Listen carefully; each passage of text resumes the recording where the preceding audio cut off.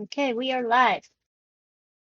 I'll give Okay, David a great. break this time, and I will kick it off for him. Today is the 23rd of August, 2023. This is the bi-weekly Effect DAO call. David and I are here, along with DJ. And let's see, on the agenda, we have two things. First one is on the 14th, someone put convenience of effect, and they had it under the community guides / resources category. I'm not sure what this means. The only thing I can think of is maybe someone's wanting like more guides or docs. Maybe this is relating to how to create an EOS wallet and get your stuff off of KuCoin specifically. I'm not sure. What do you think? Good question. That would explain it. We have had many questions coming in of which wallets to use, how to create an EOS account. So that could be it. But it does seem a bit like a more generic question instead of specifically how to get your EFX tokens off of KuCoin. Yeah, DJ is yeah. mentioning probably video guides would be helpful. Indeed. Video, yeah. Yeah, that would work. Um, yeah, I'll look into maybe creating a guide that's specifically how to get your EFX off the coin, and creating a wallet and stuff. I mean, we keep pointing them to our docs, it talks about the EOS wallets and the official links for the different ones, but I'm still noticing a lot of people sometimes just not sure the wallets, or somebody posted some Anchor wallet thing on the App Store, and it was a spoof one and not the official one, and that was a little risky. DJ says, yeah, we have text guides, but for pure mobile, it's probably clunky. Yeah, I agree. Yeah, we need to think about making a mobile one too. Good point. As in the guides are clunky to read on mobile?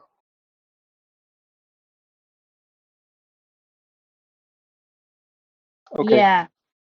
Okay. I'll have to check that out. Like, I don't think it should matter that much. I think the formatting should be able to accommodate mobile as well. But I'll take a look and see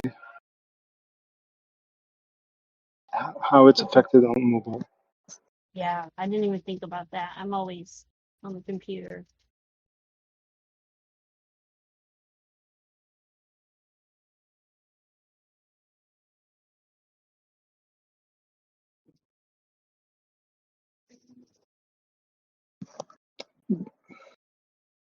But indeed, if it does have to do with the convenience of how to use Effect Network, yeah, with the current upgrade, with the current redesign, I do think we'll have to put that on pause for a little bit until the new interface is up.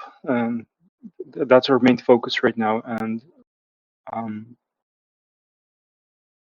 in order to spare us the work of writing the guides twice, we'll just continue as is until we're far enough to actually start publishing guides for the new interface.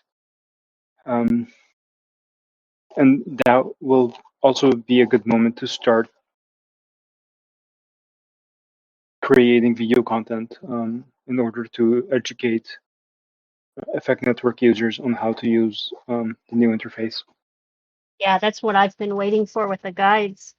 I have so much like skeleton stuff, like basic overall, things and like questions and stuff, but I can't really finalize all my drafts until the new interface is up. So I'm kind of just waiting on that, but I did not even think about making sure it would look good on mobile too. All right, I'll write that down. Make sure I pay attention to that as well.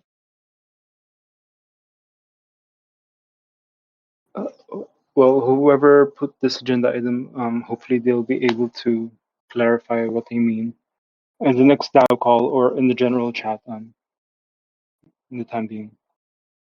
Yes, yes. Because yeah, it's all anonymous. So if you put that, please give us a shout out and kind of clarify a little for us if we're off base what it is.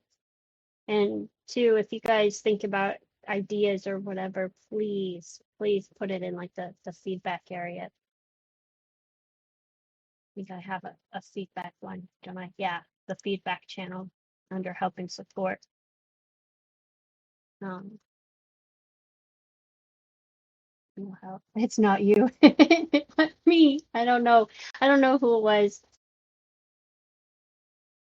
but it doesn't matter. I'm actually glad they put it up because it made us think about the mobile aspect too. So, um, next one we have is I put this up and it was the new proposal that David has in draft. Replenish the developer fund. It's proposal 143 and it's an ATP. And I will let you take it away, David.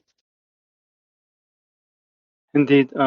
So we're currently working on the new Python SDK, the TypeScript SDK, a release of the mobile app, and deeper integration with the data annotation tool Label Studio. And we're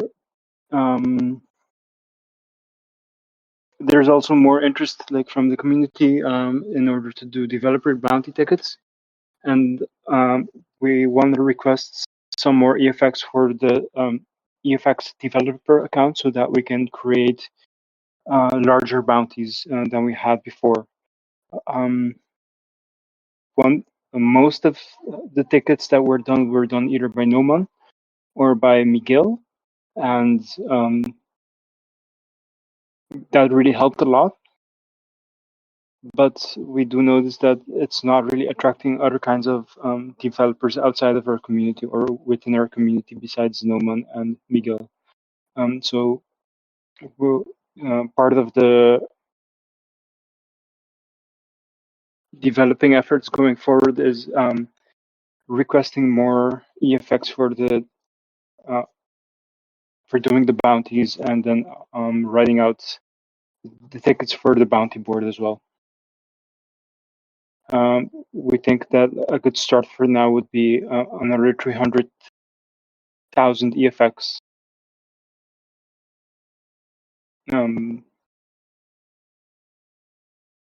So that we can spread those out to the bounty board tickets. There's a little guide as well of how we've utilized the bounty board up until now. For the specific tickets that were helped develop by the developer fund and why we think this is a good idea going forward.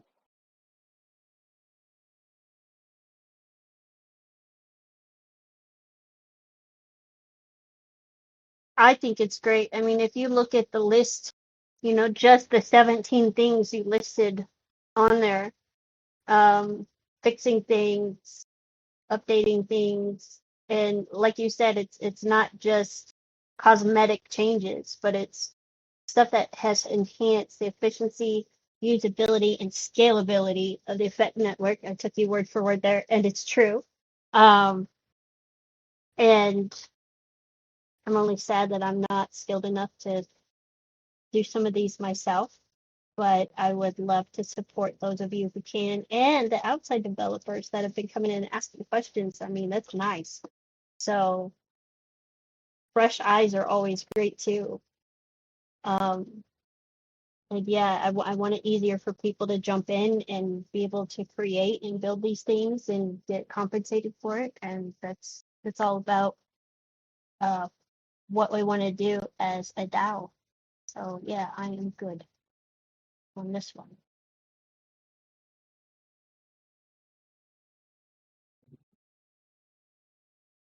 Indeed, yeah.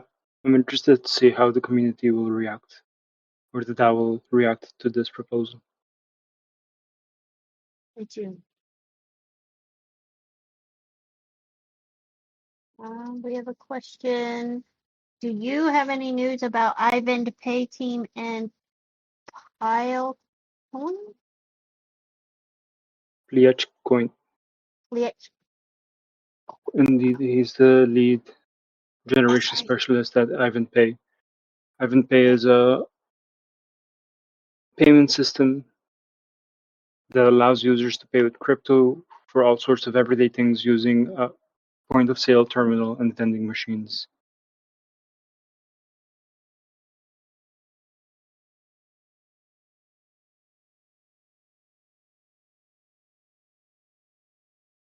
No, we don't have any news regarding that partnership at the moment.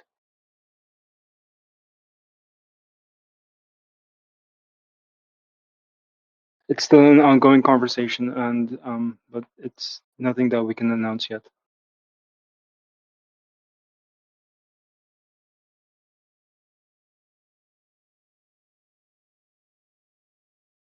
That's right. That's what we have that ticket going for with all of their stuff. Okay.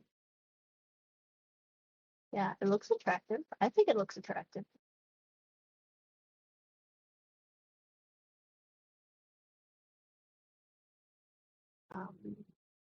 DJ's typing one thing. And remind me to circle back because I have some current events news.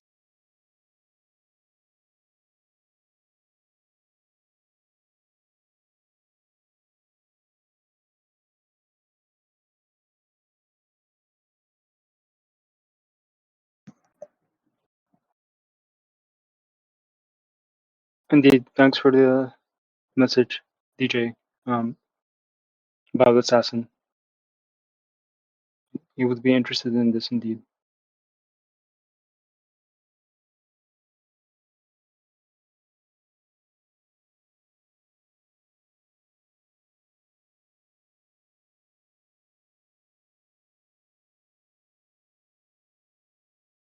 DJ is typing. If anything, I do have a couple of tickets in mind right now that aren't necessarily very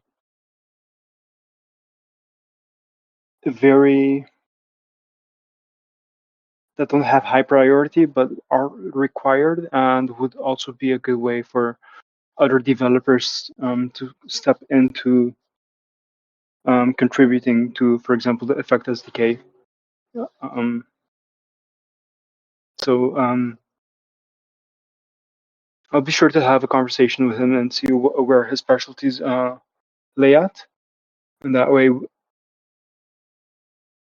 can figure out like what kind of tickets he might want to work on.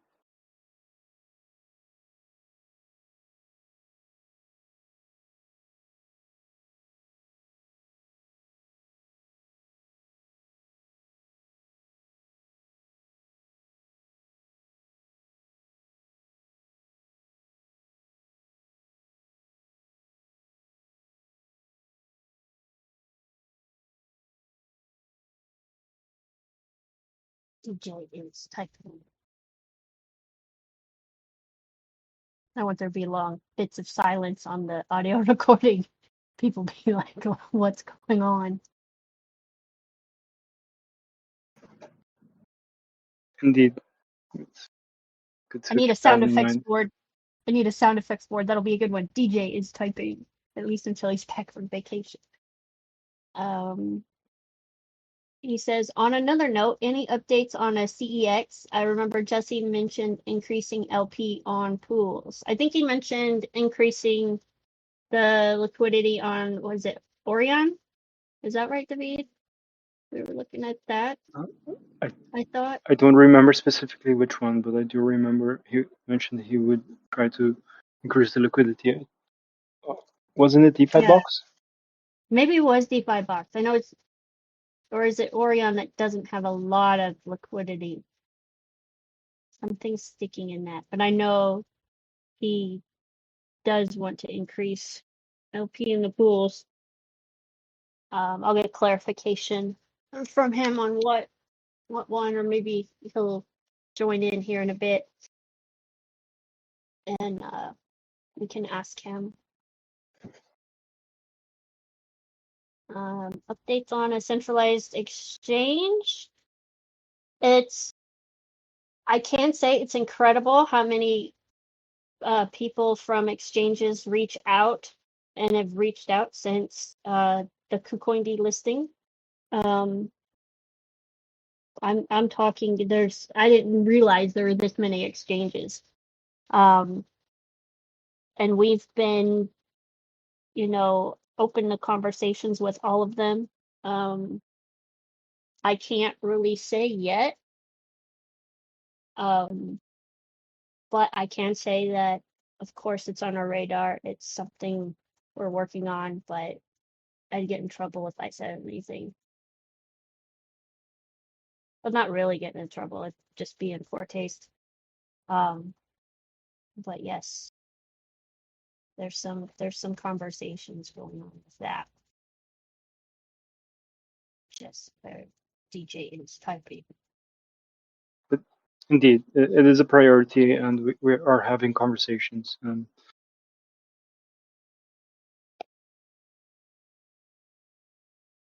DJ says it'll be good to have at least one CEX because CoinGecko has wrong stats these days. Yes. Yes, they do. It took forever to even get CoinGecko to update our stuff like a year and a half ago, let alone, yeah. But yeah, it's annoying. I mean, I'm more in favor of DEXs, but centralized exchanges do have their benefits. Or are they like a necessary evil? Would you call them a necessary evil? Not necessarily, but yeah, I don't know, they're a useful service. Even though, yeah, indeed, for projects, it's quite difficult to be on them. Yeah. But I agree, like the issue that we're having of having the price that is shown on CoinGecko and CoinMarketCap not being true to the price of how much EFX is worth on DeFi Box and or PancakeSwap is an issue, and just for that, it's totally worth it in order to be on a centralized exchange. Yeah. And DJ says CoinGecko also doesn't show PancakeSwap, and that is true.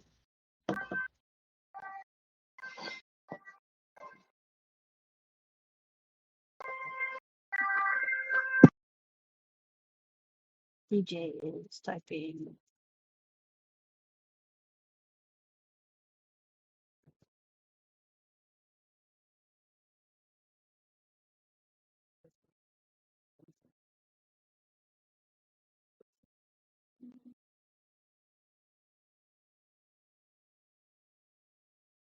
DJ says the only advantage CoinGecko has is faster to load times. CoinMarketCap just has too much bloat. I will agree on that.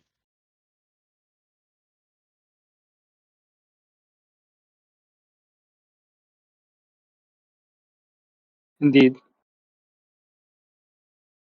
Yeah, a lot of people rely on it for what the current price of EFX is, and it's important to have a third party that can truthfully represent what the current price of EFX is. But maybe for now, we can also build it into the Discord and or the SDK, where like when you log in into the platform, you can then see what the price is of EFX on Binance and or EOS. But that's still a bit shady compared to using a third party like CoinGecko.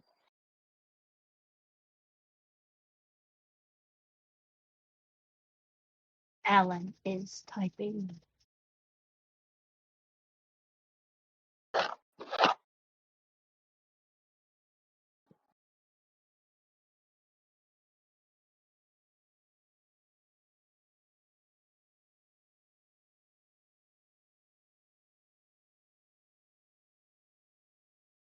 I need a typing keyboard sound effect button.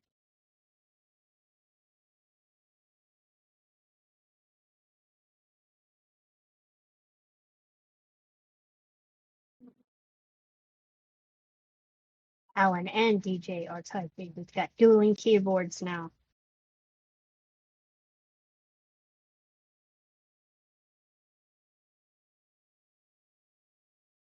Alan says Binance under a cloud at the moment regarding funds used to purchase BTC.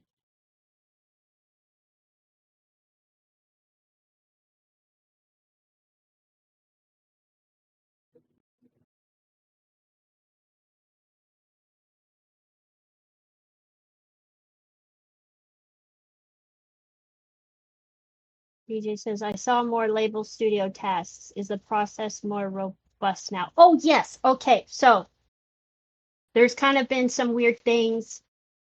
There was an initial campaign and the tasks were paying out 100 EFX. I had a little bit of a technical difficulty and I pulled the campaign. Only like 32 tasks had been completed. Worker 52 did them. And Worker 52, if you're listening, wow, quality's amazing. So keep up the good work. Same as Worker 280 and Worker 17. We have three really, really strong people who are doing the tasks at the highest quality and perfect and smoothly. But I took those off. So the campaign was like 137 tasks originally, only 32 got done, but I had to pull them. We fixed a technical issue, then reposted yesterday, and I had 3 batches in that campaign go up of like 25 tasks each. Those were good. This morning, I think I did 1 or 2. I did 2. I have 2 more to post today, and then by then it'll be all of the 137. And so far, quality's been amazing. The template's working great. The qualifier, I think we've nailed it down because we've done so many like different internal tests and things. The qualifier works good. It's kind of like a 2-part qualifier. So the first qualifier, a worker does 5 images, and I'm not going to go into too much detail about it, but either people completely pass, completely fail, or almost pass. And what we figured is we really didn't want to reject someone for almost passing. So when they almost pass, they get a qualification called Second Chance, and it opens up the campaign where you can do one image, and the instructions coach you through how to complete it correctly. It's step by step, tells you exactly what to do. And if you do that, then you get the qualification to work on label box tasks. I mean, it's incredibly easy. Surprisingly, there's been a few people who got the second chance, and then I don't know if they just weren't reading or what, but it spells it out in plain English what exactly you need many times in it, and they just didn't do it, so they just didn't get the qualification. And I'm being very generous on who gets the second chance, because I want everybody to succeed in it. And the second chance qualifier is almost like a training. It shows you exactly what you need to do, and then you should know how to complete the tasks. So the first qualifier, it's just awarded to people who intuitively already have that skill and can do it. They get the qualification immediately. If they're kind of okay, could probably use some training, they get the second chance qualification. They can go in that qualifier. It should be pretty cut and dry what you need to do. And if you do that, then you get the label box qualification. But yes, so the process is robust. We are fully ready to go. I need to update Chris on it. I plan on putting more tasks up.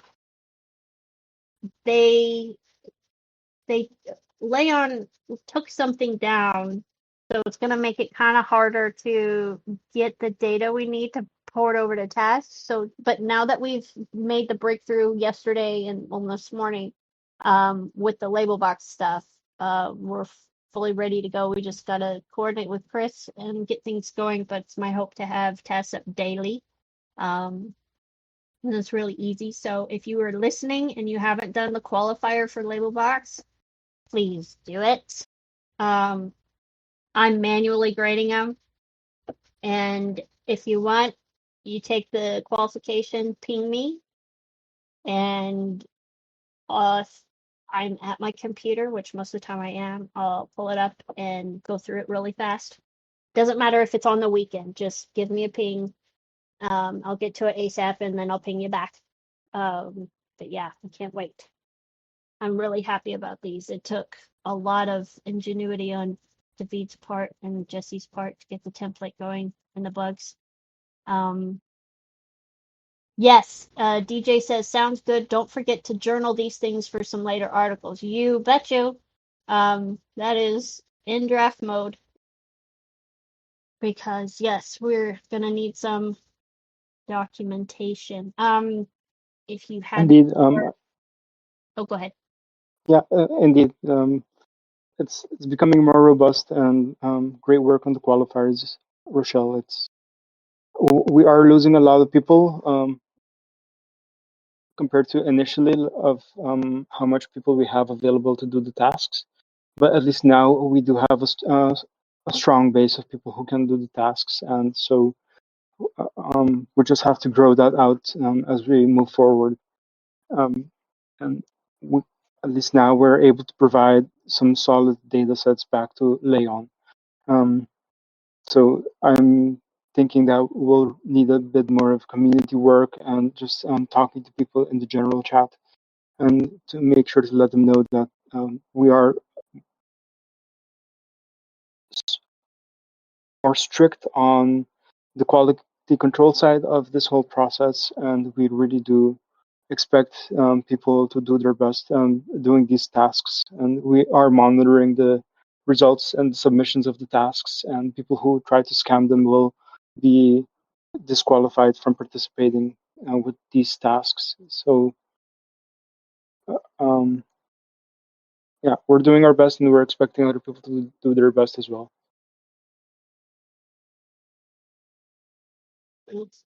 DJ says yes, because we ultimately want to show off we can support open source AI research with Leon and Label Studio. Exactly this. Which, if we are, oh, he's typing. This kind of is a good segue into my current events and update. Spill the tea, knows or news that I want to get out here in a moment. DJ says, also good to show we were not dead after KuCoin delisting. Yeah, completely not dead. It's an annoyance, but no way are we dead. Indeed.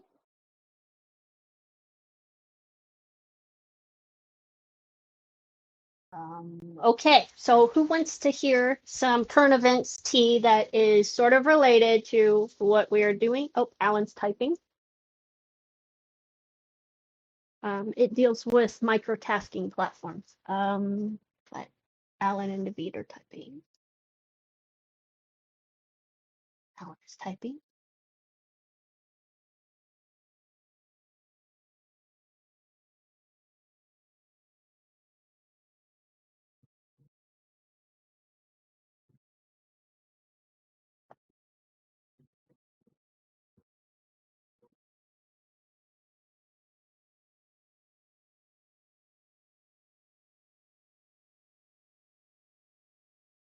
Alan is still typing.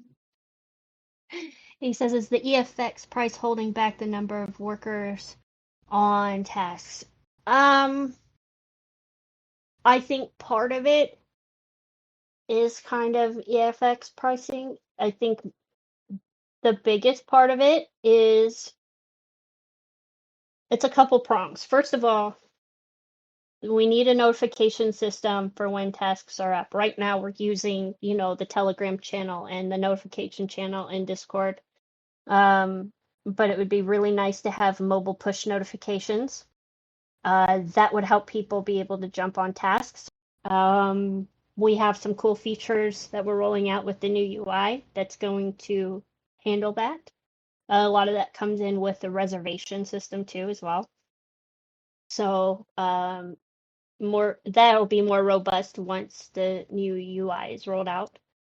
The other thing is the amount of tasks. I know myself as a worker, I'm not going to keep checking a platform if there's hardly any work ever. If I'm a microtasker and I'm going to maximize my earnings, I'm going to be on platforms where there are consistent amount of tasks, and ours no way has that. That's why I think our big push with doing open source AI research stuff and what that Python thing, David? Python SDK. The Python SDK, sorry, is such a pivotal thing, because the more tasks we have consistently on our platform at all times will attract the workers. DJ says he needs to fix the Discord notifications for tasks. Seems to double post sometimes while Telegram works fine. Yeah, I notice sometimes it does that too for me, but it depends. I posted like 3 batches all at once yesterday, and it looked like double notifications, and it wasn't. Alan says, how will we cope if we get a lot of work? Easy, because if the work is there, people will come. It's like that American baseball movie, like Field of Dreams. If you build it, they will come. If we have a lot of tasks, they will come. DJ says all day members get conscripted. All DAO members get conscripted. Man, I'm gonna have to look up a word on a dictionary now. Thank you. I also believe the pricing might be an issue. The pricing might be something that we might need to figure out and actually increase the price in order to make sure to retain the quality that we're looking for. But I'm also convinced that if there's money on the table, people will come and do the tasks in order to reap the rewards. So I'm not too worried about it. And this brings me, it's a great opener for the news I want to share with you guys.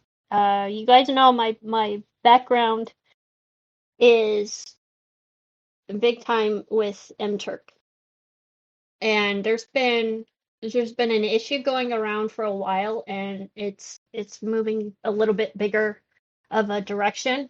A couple years ago, every now and then you would see tasks on the platform that paid out like $100, $50, or whatever, but you had to have like this obscure qualification, and there was no way to earn it. There was no test to take or whatever.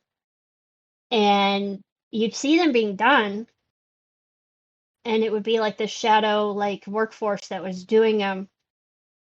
And I mean, it was a lot of money changing hands. Then Amazon got the wiser. There was money laundering going on. People were using Amazon's MTurk to shift money around and pay people for God knows what. And it really wasn't work being done on the platform. And so they were using Amazon's infrastructure, even though they paid fees, to push their stuff through on there. It was still more lucrative to do it that way, I guess, than banking oversight and paper trail stuff and whatnot. So Amazon started instituting like a spending limit for requesters, and it really it's created a lot of chaos with requesters.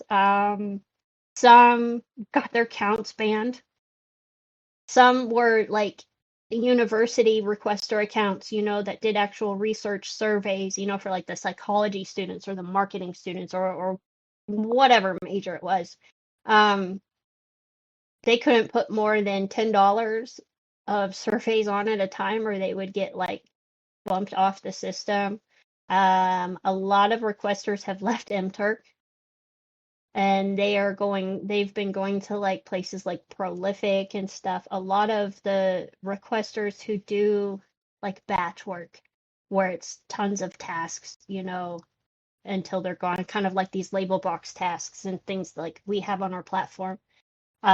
They're facing a lot of problems with being able to, even though they put up the money and they fund their account to pay for the tasks, Amazon's like, nope, you've reached your limit, you can't do anymore, or we think you're being shady with these things, and boom, you're off the platform. So they're really pulling their centralized powers in a very unfair way, and it's causing a lot of chaos in the microtasking world right now.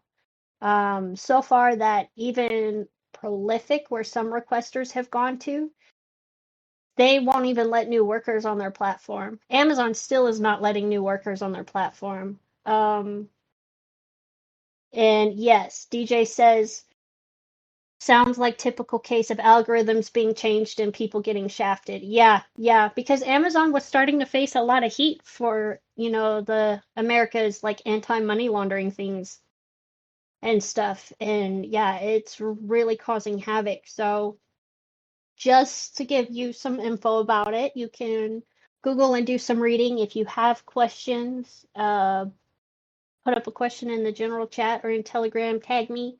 Um, I'll kind of point you into some things to look at and read further if you want. But it's something I've been keeping my eye on a while for, because with us, we're not banning requesters. They can put as much or little work up as they want, you know. And with being open source, we can't stop them from putting stuff on. So we're doing completely the opposite of what Amazon is. And it's sad for me because there's a lot of requesters on there who are great. There's so many workers on there. If they are lucky enough to be on the platform, you know, it's great for them, but it's getting worse and worse every quarter for people and requesters. So it's a great time for us to have our UI switched, because I am still very active in the MTurk worker and requester community. So when the time is right, I'll be sounding the alarm on those places like, hey, we have this here, you know, and there'll be a lot of outreach, you know, DAO membership outreach, worker onboarding outreach and stuff. I don't want to pull that trigger yet because we're almost there. But my focus is getting all the tasks and all the worker support and interface support up, and then I'll sound the alarm, and we'll have a lot more workers on here. But yeah, so it's coming. But just keep that situation in mind. So we encourage money laundering? No, we don't. Okay, no, but that's really interesting. I had no idea that Yeah. Amazon was taking such a big hit with their credibility wise. So like indeed, this is a good opportunity to try to catch some of those requesters that are looking for another platform. Mhm.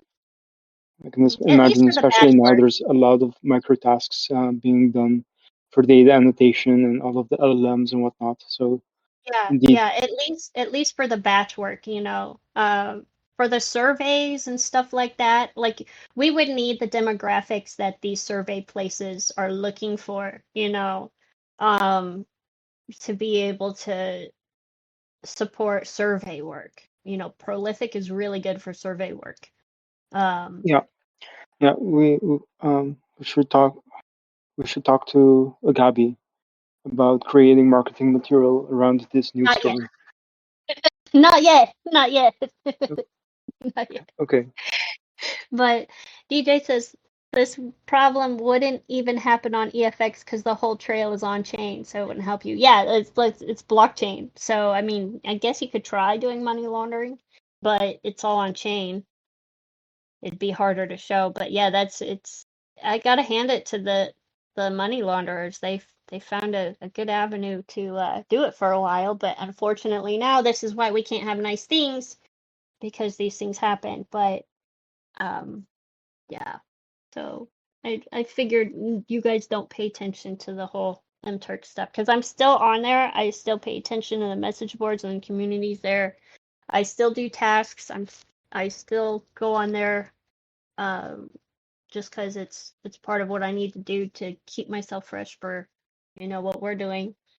Um, yeah, I thought I'd since it's been big, it's gotten big enough now. I'd let you all in on it. What's going on? Is the hackathon on Sure. schedule? Shoot, I thought Gabby was joining.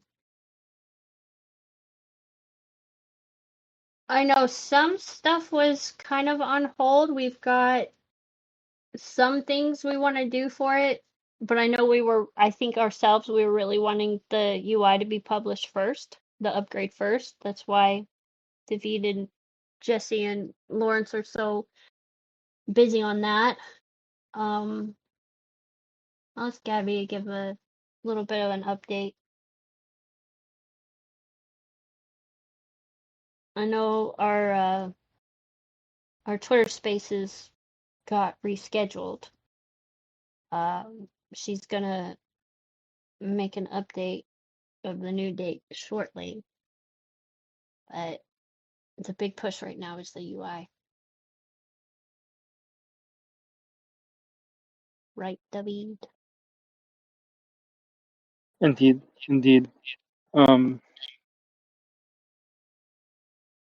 yeah, there was an update about the hackathon, but I can't remember what it was.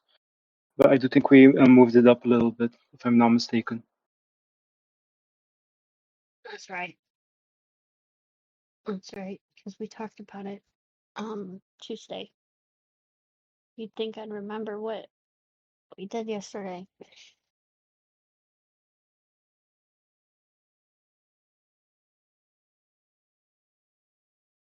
Yeah, that's all right. Indeed, part of it is indeed that like we're still busy doing the upgrade, and we won't make it on time.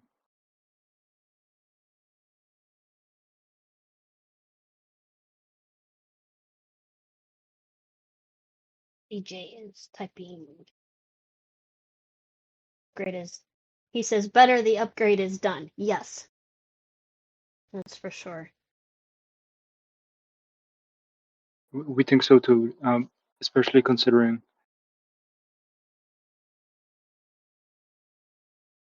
we'll have new ways of interfacing with Effect Network via the Python SDK, via that we think it's worthwhile postponing it a little bit and making sure that we'll be able to tap into the Python community for this hackathon as well. Yeah. Hey, join our hackathon, but you can't really tap into our stuff. Yeah, no. We want it the way where they can. DJ says we will also need to decide whether to renew LP rewards. I think with KuCoin's situation, we need to keep the LP strong. I agree. I agree. What do you think, David? I agree. It might be a good moment to also create another proposal for some funds for the liquidity pool Yes. and get the foundation to match it, at least in order to have enough liquidity on both sides.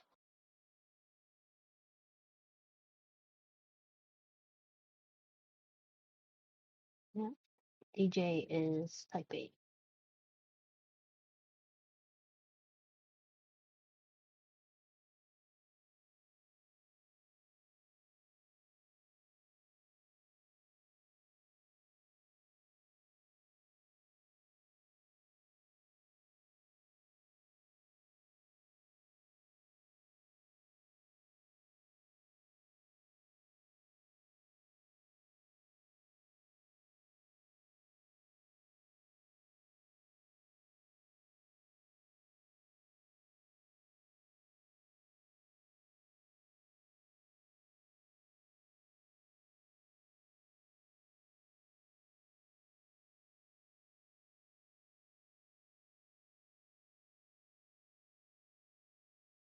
DJ says, with the current situation, we'll need to think about increased EFX distribution too, because the current members are from a different price. That's a good point.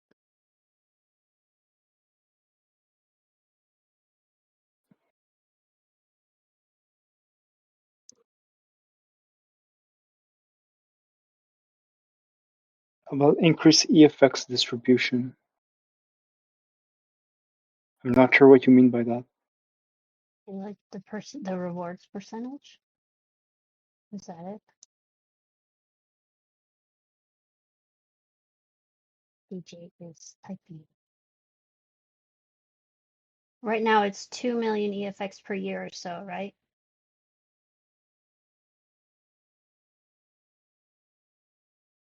I'm not sure what the numbers are.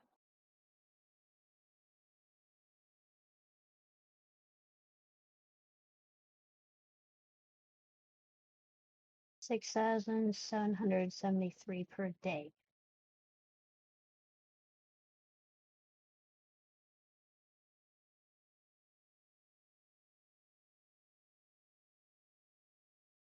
DJ is typing 2.4 million.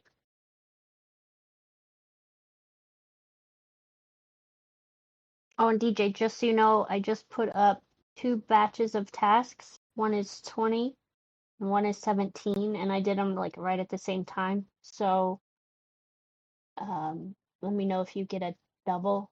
There should be 2 posted.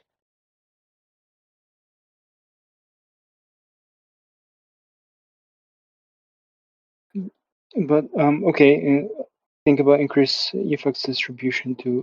Yeah, we can take a look at that. That would be an interesting idea. We can further discuss it and figure out what kind of effect that would have on the EFX price.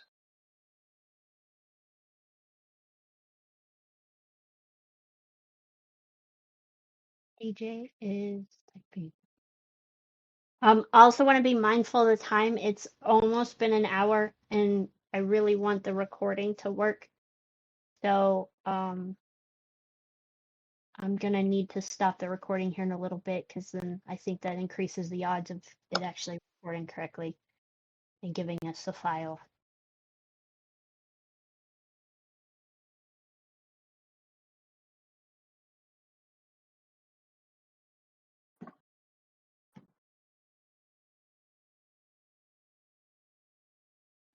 DJ says, well, originally I would think too much is being introduced, but it seems like lots will be locked in KuCoin. We'll see how things turn in October. That's a good point. Yeah, but that's also a scary proposition to have lots of EFX locked in KuCoin. It is.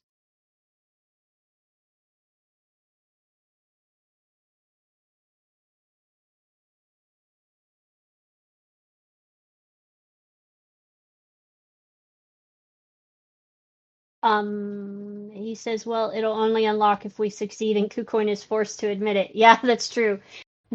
As I think they've done that before with a couple other coins.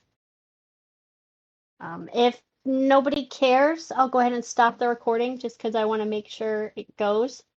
But the call will still be going on if that's okay.